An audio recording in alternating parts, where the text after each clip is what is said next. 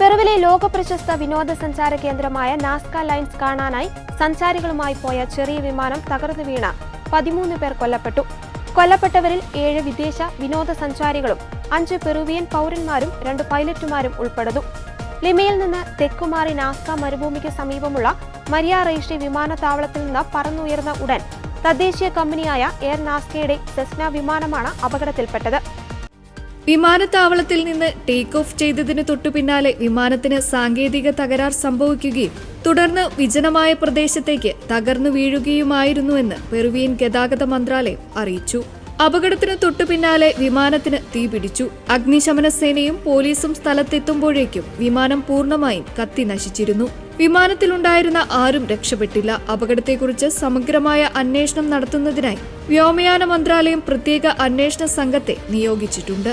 യുനെസ്കോയുടെ ലോക പൈതൃക പട്ടികയിൽ ഉൾപ്പെട്ടിട്ടുള്ള നാസ്ക ലൈൻസ് കാണാൻ ആയിരക്കണക്കിന് വിദേശ സഞ്ചാരികളാണ് പ്രതിവർഷം പെറുവിലെത്തുന്നത്.